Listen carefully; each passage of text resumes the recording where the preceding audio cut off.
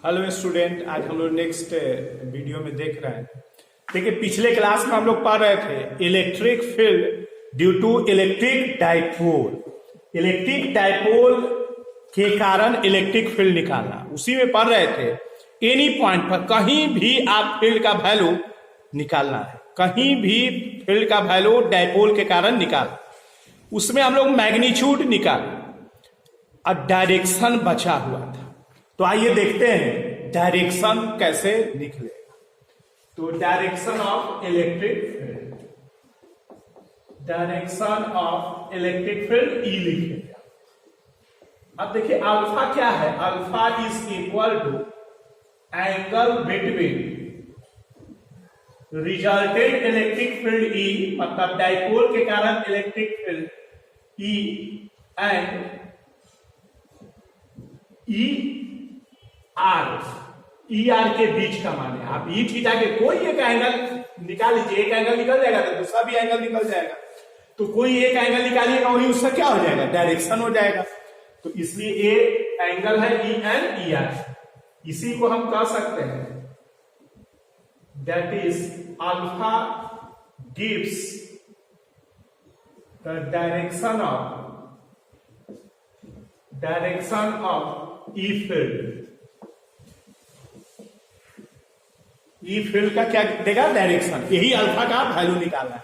हम आपको पहले बताए थे कि जब भी किसी का डायरेक्शन निकालना हो तो उसका एंगल निकाल लीजिए, वो उस सिचुएशन में जिसके साथ एंगल बना रहा है उसे निकाल लीजिए, वही उसका डायरेक्शन हो जाएगा।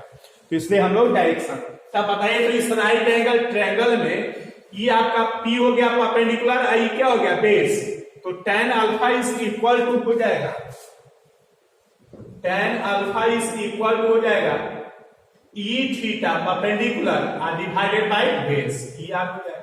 यही अगर अल्फा ई थीटा के साथ होता तो ई थीटा के साथ होता तो ई आर ऊपर हो जाता, ई थीटा नीचे हो जाता। ये को हम लोग फिक्स कर लेंगे, दूसरा ऑटोमेटिक निकल जाए। तो ई थीटा और डिवाइडेड बाय ई। अब आइए ई थीटा और ई आर का वैल्यू दीजिए। देखिए पिछले क्लास में हम लोग ई थीटा का वैल्यू निकाल चुके हैं, आप अपने कॉपी में देखिए। P sine theta divided by 4 pi epsilon nought R cube, और ई आर का वैल्यू आपके पास आया था, ई थीटा का वैल्यू इतना आया था, ई आर का वैल्यू आपके पास आया था 2p cos theta divided by 4 pi epsilon nought R cube. कुछ नहीं किए, देखिए क्या किए, ई थीटा का वैल्यू दे दिए और ए ई आर का वैल्यू दे दिए, ई आर का वैल्यू दे दिए। अब इसको सोल्व करेंगे तो tan alpha is equal to, देखिए क्या हो जाएगा 1/2 sine theta divided by cos theta. अब sine theta divided by cos theta, ये tan alpha is equal to 1/2 sine by cos क्या हो जाएगा, tan थीटा। देखिए यही हो गया वैल्यू। इसी को ऐसे करके हम लोग राइट कर सकते हैं, alpha is equal to tan inverse 1/2 tan theta. यही बताएगा आपका ई फील्ड का direction due to electric dipole at any point. इसको एकदम वेरी वेरी इंपॉर्टेंट है, एकदम याद कर लेना है। तो ए tan इनवर्स ए इसका वैल्यू हो जाएगा। अब देखिए इसमें हम लोग को क्या पॉइंट मिला, जैसे ये ऑब्जेक्टिव में आया भी है, कॉम्पिटिशन में बोर्ड में भी, ये मसाला, एग्जाम में मसाला साला ये सब नहीं लिख दीजिए, ये मसाला याद रखने के लिए हम लोग ऐसे ध्यान देते हैं। तो आइए देखते हैं मसाला में फर्स्ट पॉइंट क्या है। देखिए हम लोग पिछले क्लास में ई फील्ड का वैल्यू लिखे, याद है, ई फील्ड का value p/4 pi epsilon nought R cube under root 3 cos square theta plus 1, इस तरह का वैल्यू आया है। तो देखो इलेक्ट्रिक और ऐसे पॉइंट चार्ज के कारण इलेक्ट्रिक फील्ड का वैल्यू क्या होता है, q/4 pi epsilon nought R square. तो देखिए ई प्रोपोर्शनल है 1/r²। लेकिन कब? जब ई चार्ज के टर्म में, चार्ज के टर्म में हो तो किसके प्रोपोर्शनल है? 1/r²। तो इसलिए ई प्रोपोर्शनल है 1/r² के। E is in terms of charge, Q in terms of charge। और सेकेंड पॉइंट याद रखना है, सेकेंड पॉइंट याद रखना है, E डायरेक्टली प्रोपोर्शनल है 1/r³ के। देखिए यहां r³ के डायरेक्टली प्रोपोर्शनल है किसके टर्म में? जब ई आपका क्या है? P के टर्म में। तो हमारे पास फिर E is in terms of P, P मतलब इलेक्ट्रिक डाइपोल मोमेंट, ये इलेक्ट्रिक डाइपोल मोमेंट के कारण। तो इसलिए ये सब ऑब्जेक्टिव के लिए ये पॉइंट याद रखना है। अब इसके आगे हम थ्योरी करें उसके पहले अब इस पर एक दो क्वेश्चन बनाए ताकि और भी समझ में आए। तो आगे देखिए इस पर क्वेश्चन कैसे बने। आइए देखते हैं इस पर कैसे क्वेश्चन। देखिए क्या लिखा हुआ है क्वेश्चन में। 3 charges are arranged on the vertices of an equilateral triangle as shown in figure. Find the dipole moment of the combination. P निकालना है, डाइपोल मोमेंट निकालना है। तो देखते हैं डाइपोल का फॉर्मेशन कर रहा है कि नहीं कर रहा है। उसके बाद फिर डाइपोल मोमेंट का बात करेंगे। तब बताइए कर रहा है कि नहीं कर रहा है। अब आप सोच रहे हैं, अब पढ़ रहे हैं कि नहीं पढ़ रहे हैं। अच्छा मौका है, कुछ पता नहीं चल रहा है क्या पढ़ाई कर रहे हैं या नहीं कर रहे हैं। तो लग रहा है कि केवल आमे खाने के फेरा में रह रहे हैं। सर से खाली वीडियो बनवा रहे हैं और आम खा रहे हैं, सर को बुला नहीं रहे खिलाने के। तो इसलिए ये देखिए यहाँ पर पढ़ाई भी देखना है, आम भी खाना है, फिर मौका नहीं मिलेगा। तो देखिए ये -q है, ये 2q है प्लस और ये q है। अब बताइए इसका कॉम्बिनेशन जो है क्या डाइपोल बना रहा है कि नहीं बना रहा है। तो चलो मिलाते हैं। अच्छा बताओ, ये लगता है डाइपोल है? नहीं, साइन तो अपोजिट है, लेकिन मैग्नीट्यूड ऑफ चार्ज नहीं सेम है। ये 2q है, वो q है। अच्छा चलो छोड़ो इस दोनों, ये दोनों हो जाएगा, ये दोनों हो जाएगा नहीं। सृष्टि का गलत नहीं। देखिए a -q मैग्नीट्यूड सेम है, साइन अपोजिट नहीं है, साइन भी सेम हो गया। चलो ये भी डाइपोल नहीं बना रहा है, ये भी नहीं बना रहा है। अब बच गया एक। तब बताओ ये, अब बीमी बताएगी कि ये डाइपोल है या नहीं। तब बताओ ये डाइपोल है या नहीं। है नहीं, फिर नहीं है कैसे बोलते हैं। देखिए ए फिर मैग्नीट्यूड इसका चेंज कर गया, ये 2 है और ये क्या है माइनस, ये q है, ये 2q है। मैग्नीट्यूड सेम का नहीं रहना चाहिए, ये है नहीं। यहाँ माइनस है, यहाँ प्लस है, साइन तो ठीक है अपोजिट है, लेकिन मैग्नीट्यूड भी सेम होना चाहिए। तो हमारे पास पॉइंट है। तब बताओ ये न है, ये न है, ये न है, तो नहीं है। तो क्या करेंगे? ढाल बचाएंगे। जब है ही नहीं कैसे निकालेंगे? तो देखो जब ऐसे नहीं निकले तो हम लोग पढ़े हैं कि टेढ़ा होकर के निकालना होगा, टेढ़ा बन करके निकालना पड़ेगा। तो आओ देखते हैं टेढ़ा बन के कैसे निकालते। देखो इस प्लस 2q को हम ऐसे लिख सकते हैं, एक इसके साथ q का और एक इसके साथ q का।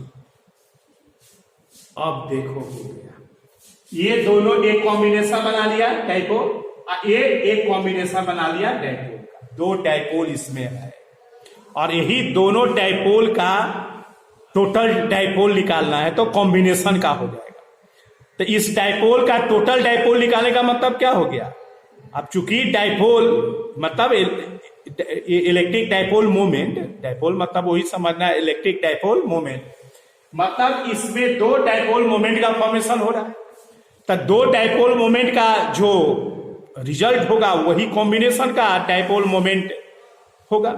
अब बताइए डाइपोल मोमेंट वेक्टर है तो दो वेक्टर का जैसे रिजल्ट निकाले वैसे निकालना होगा, आपको ऐसे ही ऐड सिंपल एडिशन नहीं होगा, इसलिए आपको वेक्टर के जैसा निकालना पड़ेगा। तो आइए देखते हैं क्या डायरेक्शन वगैरह देखेंगे तब ना वेक्टर जैसा बात करेंगे। तो चलो इसके कारण डाइपोल को P1 लिख देते हैं, ऐसे दोनों का मैग्नीट्यूड सेम होगा डाइपोल मोमेंट का। चलो इसका डाइपोल मोमेंट क्या होगा, तो हम लोग क्या पढ़े हैं डाइपोल मोमेंट का डायरेक्शन निगेटिव टू पॉजिटिव, क्या पढ़े हैं निगेटिव टू पॉजिटिव। तो चलो ये निगेटिव से पॉजिटिव, तो एक डाइपोल मोमेंट का डायरेक्शन ऐसे हो जाएगा, इसको हम P1 मानते P1, और इसके कारण ये देखो ऐसे हो निगेटिव टू पॉजिटिव। दूसरा डाइपोल मोमेंट ये हमारा P2, P2 ये P1, ये देखो P1 और P2 दो वेक्टर P1 और P2। अब बताओ P1 और P2 का मैग्नीट्यूड इक्वल होगा कि नहीं होगा? P1 P2 का मैग्नीट्यूड होगा Q चार्ज का मैग्नीट्यूड और चार्जेस के बीच का सेपरेशन। तो चार्जेस के बीच का सेपरेशन क्या है? D है, सब D है। क्यों? क्योंकि ये इक्विलैटरल ट्रायंगल है, तो इसलिए सब D हो गया। तो QD इसका हमारे पास क्या हो जाएगा?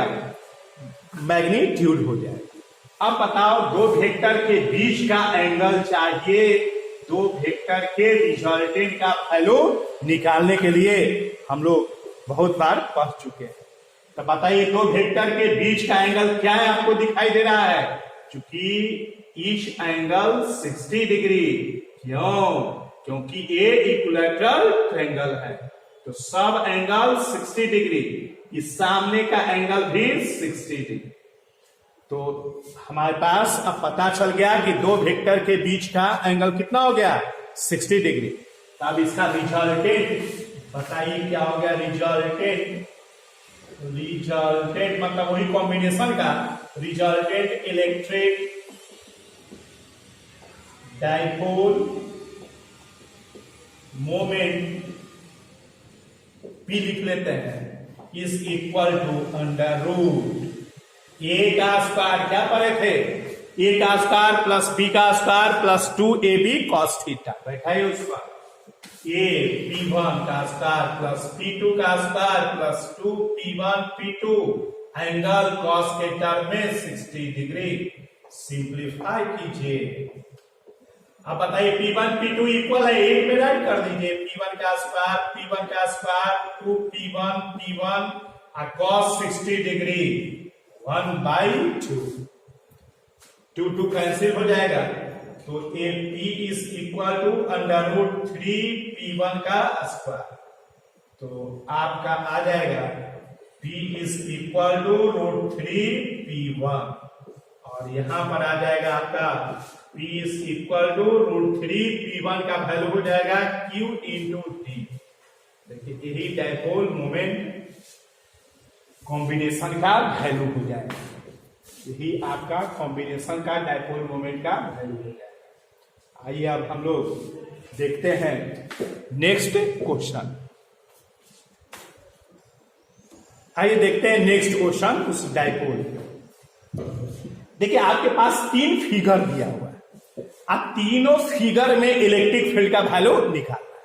यही लिखे हैं find the magnitude of the electric field at the point P पर निकालना है in the configuration shown in figure. D greater था जो हम लोग कंडीशन टेक करते थे, और टेक ऐसे करके लिखा। देखिए इसमें यहां प्लस Q चार्ज है, ये P पॉइंट पर निकाला है जो कितना डिस्टेंस पर है? D पर। ये माइनस Q है, यहाँ प्लस Q है, ये दोनों चार्जेस के बीच का सेपरेशन कितना हो जाएगा? 2a, क्योंकि यहां से यहां तक a है और फिर यहां से यहां a। ये आपका P पॉइंट पर निकालना है जो D डिस्टेंस पर। थर्ड में देखिए यहां माइनस Q है, ये प्लस Q है, अब बीच में भी एक चार्ज रख दिया है प्लस Q, और ये दोनों के बीच का सेपरेशन a, ये दोनों के बीच का सेपरेशन a, और यहां पर a डी डिस्टेंस पर पी पॉइंट पर आपको इलेक्ट्रिक फील्ड का वैल्यू निकालना है तीनों। तो चलिए एक एक करके हम लोग फाइंड आउट करते हैं। इसमें देखिए इलेक्ट्रिक फील्ड का वैल्यू, फिर इसमें देखिए ये एक पॉइंट चार्ज की तरह है कि नहीं बताइए।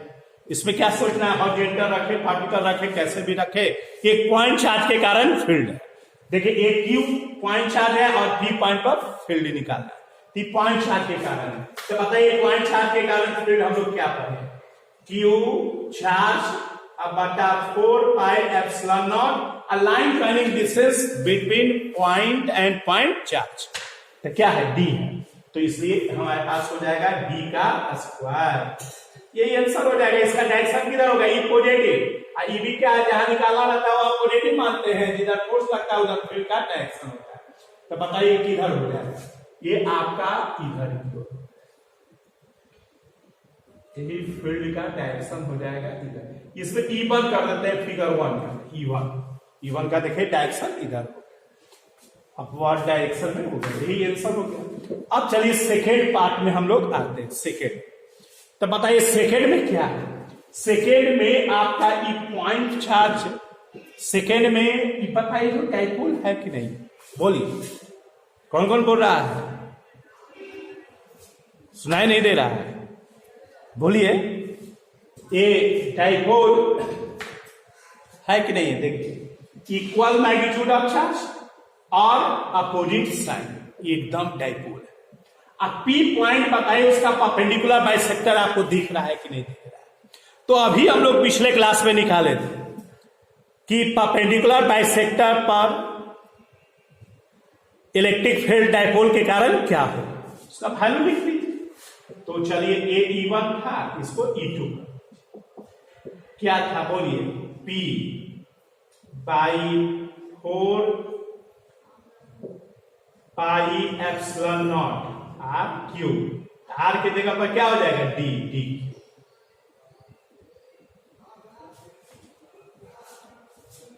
डी, यही हमारे पास वैल्यू आया था, यही इसका क्या हो जाएगा आंसर। अब इसका डायरेक्शन बताइए क्या था। तो देखिए हम आपको बताए थे कि इंड साइड ऑन पोजीशन में डाइपोल मूवमेंट के डायरेक्शन में इलेक्ट्रिक फील्ड का डायरेक्शन होगा, और ब्रॉड साइड ऑन पोजीशन में इलेक्ट्रिक फील्ड का direction opposite to dipole moment, dipole moment के डायरेक्शन से अपोजिट होगा। तो देखिए डाइपोल मोमेंट का डायरेक्शन किधर होता है, निगेटिव टू पॉजिटिव। देखिए डाइपोल मोमेंट का डायरेक्शन ऐसे होगा, निगेटिव टू पॉजिटिव ऐसे होगा। तो इसको आप वेक्टर को यहां शिफ्ट करते हैं, ये आपका E2 ऐसे होगा। तो ये डाइपोल मोमेंट का डायरेक्शन हो गया, तो इससे अपोजिट, इससे अपोजिट, इसलिए ये इसका डायरेक्शन इधर हो गया, E2 का डायरेक्शन इधर। डाइपोल मोमेंट का डायरेक्शन लेफ्ट टू राइट, तो उससे अपोजिट, चूंकि ब्रॉड साइड ऑफ पोजीशन है इसलिए इलेक्ट्रिक फील्ड का डायरेक्शन किधर होगा, राइट टू लेफ्ट। यही आंसर हो गया। अब आइए फिगर 3।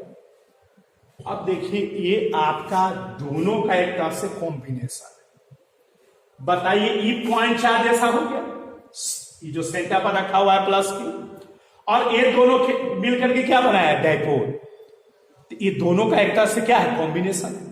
तो बताइए पॉइंट चार्ज के कारण फील्ड का डायरेक्शन कैसे होगा, ये अभी ऊपर निकाले ई पर, और ये अभी डाइपोल के कारण ब्रॉड साइड में डाइपोल मोमेंट से अपोजिट, अभी इससे किए हैं E2। अब बताइए दोनों का रिजल्टेंट भी आपका E होगा जो इसमें निकालना है। तो बताइए E का क्या होगा, परपेंडिकुलर ड्रॉ कर लेना। अब देखिए E का क्या हो जाएगा, E is equal to under root E1 का स्क्वायर प्लस E2 का स्क्वायर, और E is equal to under root E1 का वैल्यू दे दीजिए, Q by 4 pi epsilon nought D square का होल स्क्वायर, अब plus P by 4 pi epsilon nought D cube का whole square. देखिए ये अब इसी को सिंप्लीफाई कर लीजिएगा, यही आपका क्या हो जाएगा आंसर हो जाएगा।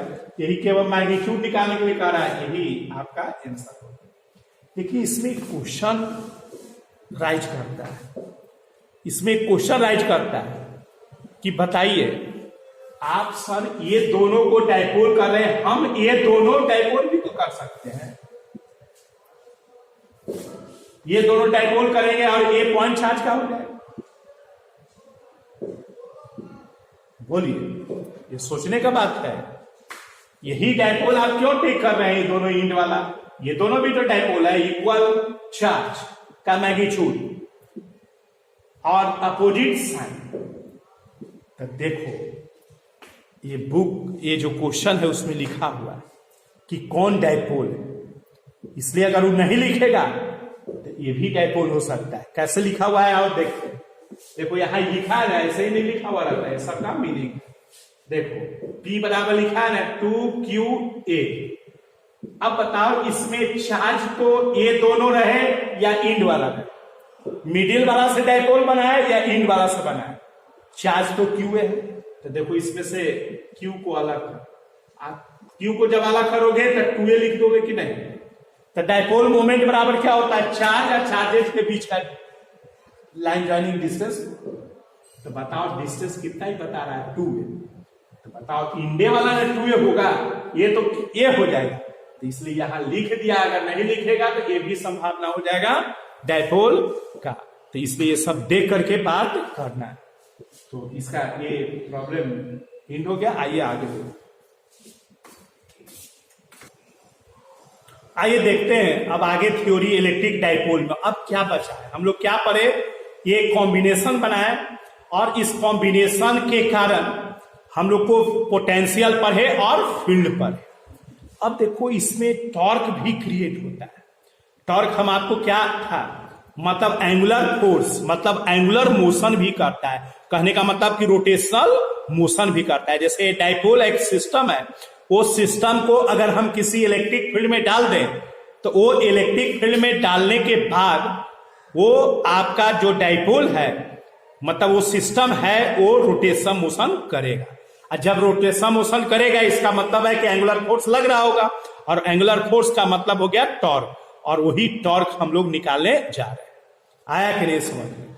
हम लोग पढ़ने जा रहे हैं वेरी, देखिए वेरी वेरी इंपॉर्टेंट ये है, VVI है, एकदम पूछता 99.99% है हर बोर्ड के, एकदम इतना ये इंपॉर्टेंट है। ये लिखे torque on an electric dipole placed in an electric field. जब हम किसी इलेक्ट्रिक फील्ड में उसको डाल दें तब वो क्या करेगा, मतलब उसको रोटेट कराएगा। जैसे सपोज करो ये मान लो कि इलेक्ट्रिक फील्ड है, ये समझो कि डाइपोल है, कॉम्बिनेशन है, इसको हम डाले तो ये ऐसे ऐसे कराएगा। आइए देखते हैं, इसको अलग से समझते हैं पहले फिजिकली, और उसके बाद से फिर कैसे निकालेंगे ये सब हम लोग देखेंगे। तो देखिए पहले फिगर बनाते हैं। आपका ए डाइपोल हो,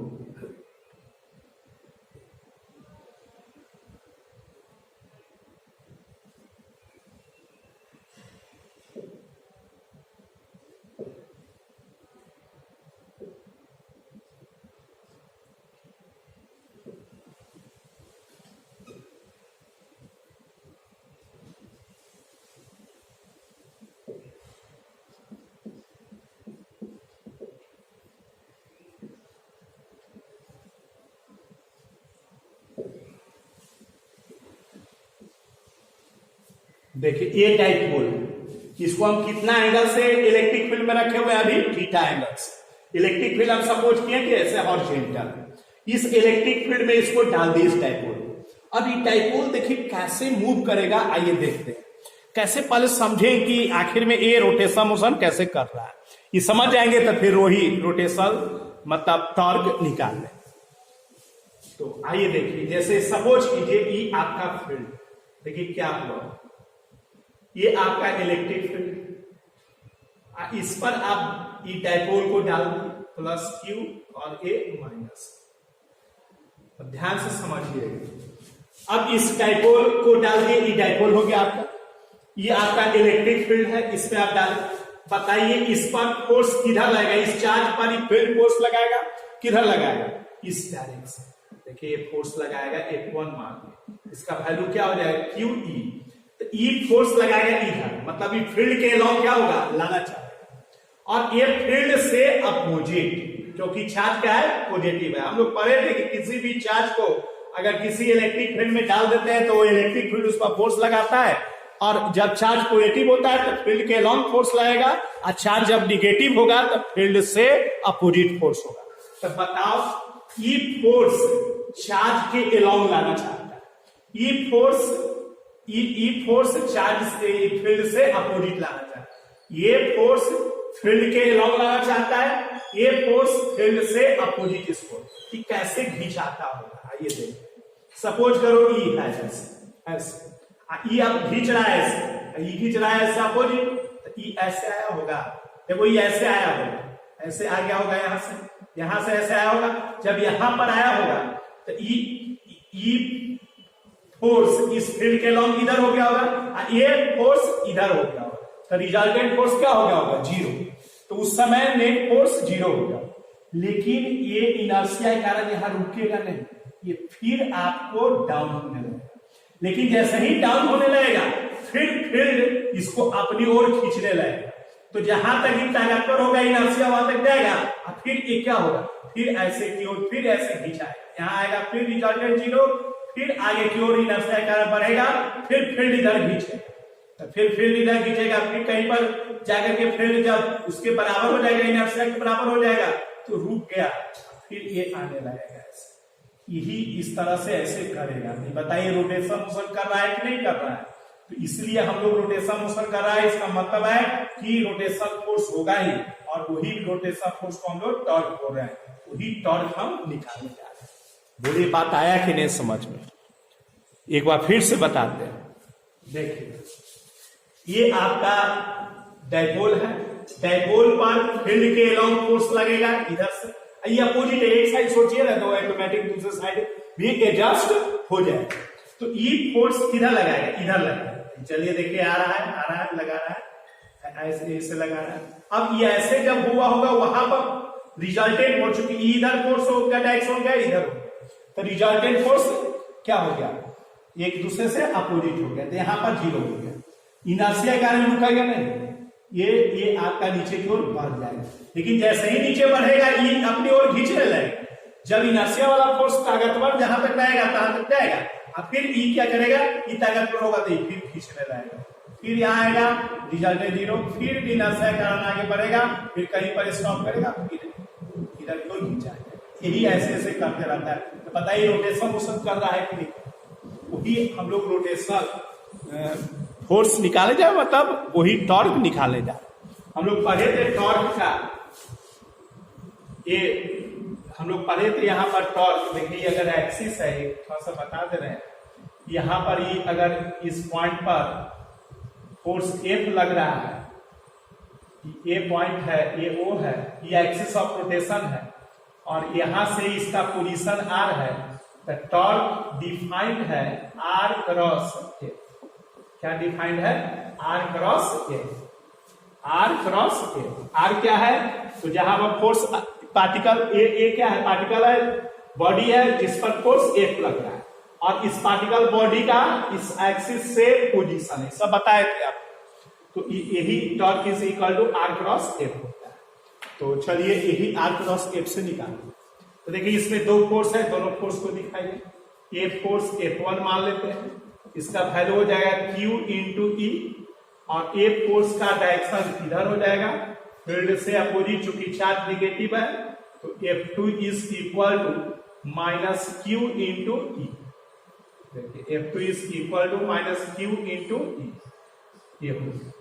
अब दो, आप बताइए सिस्टम पर डायपोल पर कितना फोर्स लग रहा है, 2, तो 2 फोर्स लग रहा है, इसमें 2 टॉर्क क्रिएट होगा, और दोनों टॉर्क निकाल के, चूंकि टॉर्क आप जानते ही एक फोर्स है, एंगुलर फोर्स है, तो इसलिए उसका रिजल्टेंट निकालेंगे, वही आपका क्या हो जाएगा डायपोल पर, मतलब टॉर्क हो जाएगा।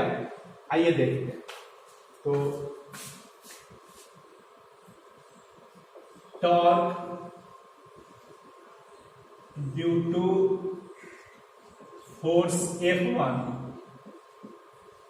अबाउट को β1 मान लेते हैं, β1। तो देखिए τ1 इज इक्वल टू क्या हो जाएगा, इसके अबाउट निकालना है। तो देखिए अबाउट जिससे निकालता है वहां जहां फोर्स लगता है वहां का पोजीशन। तो देखिए यहां के अबाउट निकाल रहे हैं, फोर्स यहां लग रहा है, तो इसलिए ओ ए वेक्टर हो जाएगा। आर का काम कौन करेगा, O A vector, O A across F होगा। इसी को आप ऐसे लिखेगा, τ1 is equal to O A cross F1। F1 का वैल्यू हो जाएगा Q इंटू ई। सिंप्लीफाई कीजिए, τ1 इज इक्वल टू Q को बाहर कर दो, ओ ए क्रॉस ई हम लोग लिख लें। चलिए एक टॉर्क है, F1 फोर्स के द्वारा हो। अब देखिए इसका डायरेक्शन क्या हो। तो देखो डायरेक्शन कैसे निकालते हैं, तो ये क्रॉस प्रोडक्ट है। क्रॉस प्रोडक्ट का डायरेक्शन कैसे होता है, आर से एफ जाते हैं, ये दोनों के परपेंडिकुलर वाले डायरेक्शन सर्च करते हैं, और पहला से दूसरा वेक्टर में जाते हैं शॉर्टेस्ट एंगल से। तो देखो यहां पर ऐसे दिखा रहे हैं, ई आर हो गया, ई एफ हो गया, तो शॉर्टेस्ट ऐसे हो गया, ये कौन वाइज हो गया, ये आपका क्लॉक वाइज। तो यहां पर भी देखिए आर आपका ए है, ओ ए, ये आपका आर है एक तरह से, ई एफ है, तो ऐसे हो गया, ये कौन वाइज हो गया, clock.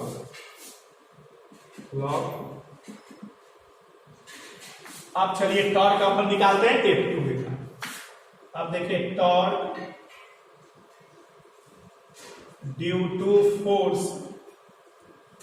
F2 about O B τ2। अब देखिए τ2 का वैल्यू हो जाएगा क्या, तो देखिए एक हो गया आपका OB cross F, OB cross F। अब आइए वैल्यू दे देंगे, τ2 is equal to OB across F2 का वैल्यू वहां से दे दीजिए, minus Q into E, minus Q into E. देखिए दिया F2 का value minus Q into E. अब सिंप्लीफाई कीजिए और भी, देखिए क्या है, τ2 इज इक्वल टू, Q को पहले लिख दीजिए, और BO cross E, BO cross E। अरे माइनस को दिया, आप बोले यस गलत हो गया, आप देखिए माइनस टूटा नहीं है, सही सलामत। देखिए यहां ओ भी है, यहां माइनस, इसका यूज करके हम लोग क्या कर दिए, बीओ, इसका डायरेक्शन बदल दिए, इसलिए माइनस इसमें यूज हो गया, छूटा नहीं है, ध्यान देना है, खाली आम खाने के फिर में रहता है। तो ये बी। अब चलिए हमारे पास τ2 is equal to Q BO cross E, ये अब इसका डायरेक्शन किधर होगा, तो देखिए इसका भी डायरेक्शन ये हो जाएगा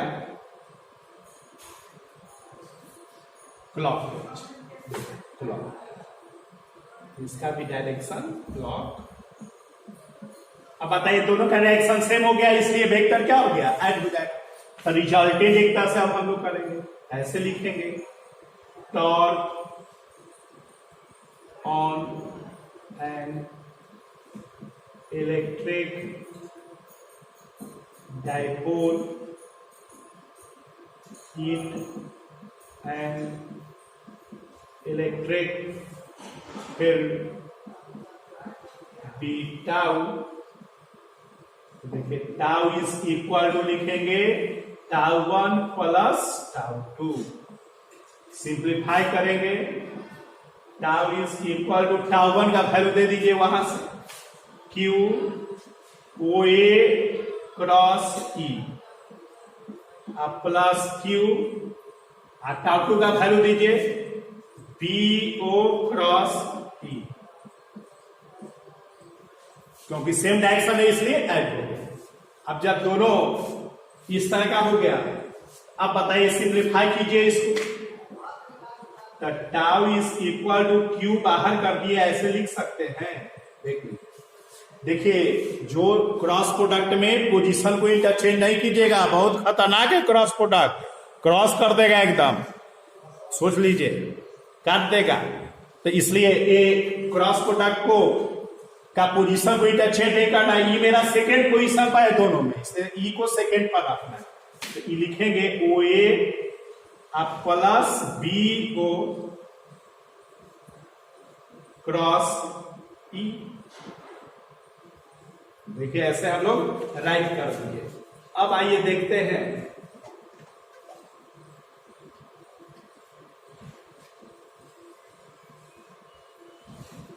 अब आइए इसका सिंप्लीफिकेशन और देखते हैं।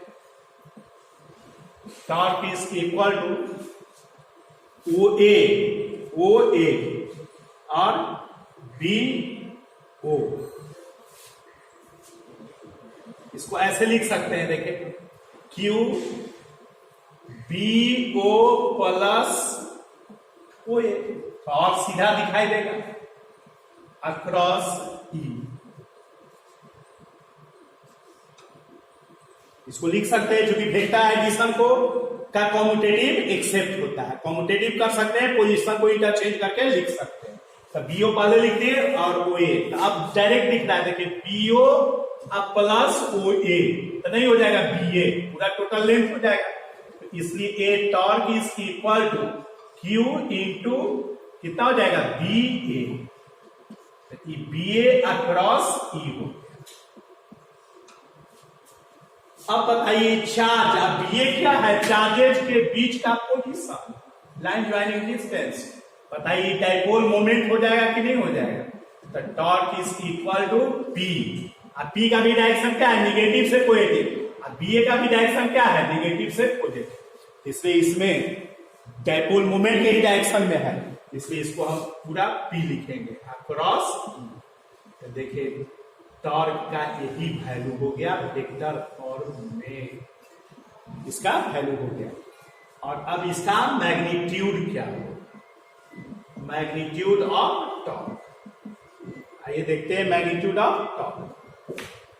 तो देखिए इसका मैग्नीट्यूड हो जाएगा, टॉर्क का मॉड लगाए तब पीई, चूंकि हम लोग पढ़े ए क्रॉस बी का मैग्नीट्यूड क्या होता है, ए बी साइन थीटा, इसलिए ये हो जाएगा P E sine theta. P sine theta यही देखिए मैग्नीट्यूड हो जाएगा। थीटा क्या है, where theta is equal to angle between E field E and dipole moment P. E और पी के बीच का देखिए है कि ई हो गया और पी आपका ऐसे हो गया, पी ये दोनों के बीच का देखिए एंगल है। तो ई और पी के बीच का ये एंगल हो गया। और डायरेक्शन कैसे निकालेंगे, डायरेक्शन ऑफ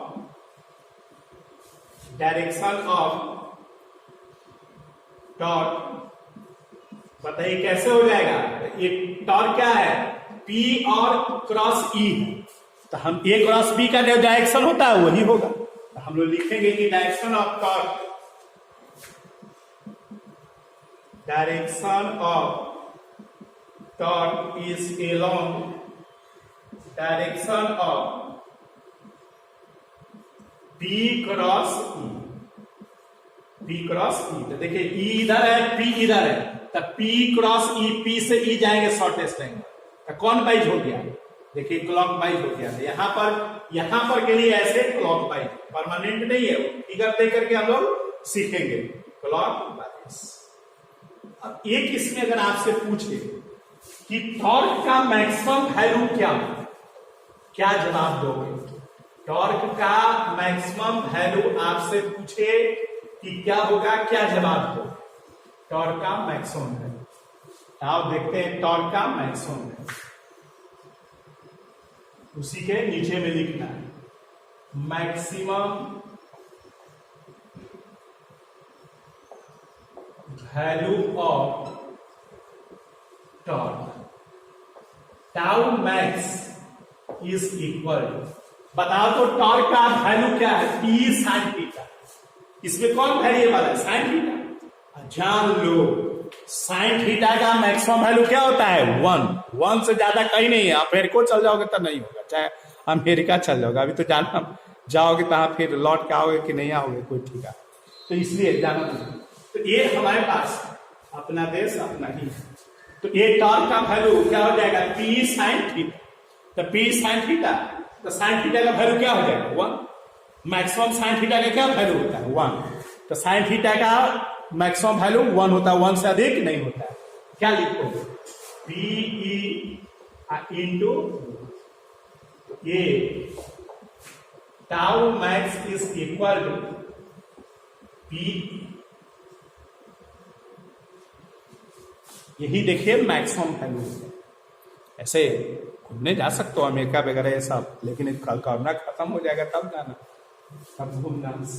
तो ये torque max is equal to P E, यही आपका टॉर्क का है। ये वेरी वेरी इंपॉर्टेंट है, इसको याद कर लेना। आइए देखते हैं इस पर एक क्वेश्चन।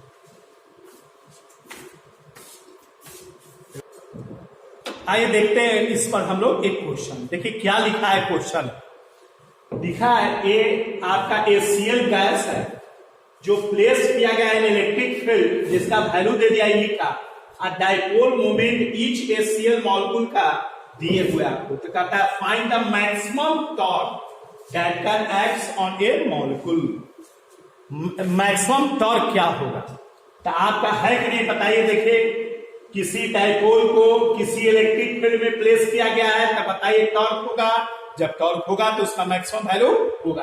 और अभी हम आपको बताया है, देखिए इधर मिटाया भी नहीं है ये, कि किसी भी टॉर्क का मैक्सिमम वैल्यू, तो मतलब टॉर्क का मैक्सिमम वैल्यू डाइपोल में क्या होता है, tau max is equal to P into ई।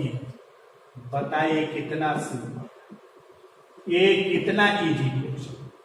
तो पी का वैल्यू दे दिए डाइपोल मोमेंट। डाइपोल मोमेंट क्या हो गया 3.4 इंटू 10 का पावर माइनस 30 इंटू ई इलेक्ट्रिक फील्ड 2.5 इंटू 10 का पावर 4। अब इसको सिंप्लीफाई कर लीजिएगा, यही आपका क्या हो जाएगा न्यूटन मीटर। ये फोर्स टॉर्क का वैल्यू ये हो जाएगा। ये कैसा टॉर्क हो गया, मैक्सिमम वैल्यू हो गया। यही आपका आंसर हो जाएगा। तो आज हम लोग यहीं तक रखते हैं। अब हम लोग अगले क्लास में, नेक्स्ट क्लास में फिर आगे इसका पोटेंशियल एनर्जी निकालेंगे। तो ये खत्म हो जाएगा, फिर और भी क्वेश्चन वगैरह, तब फिर हम लोग को गॉस वगैरह सब शुरू करेंगे। Thank you.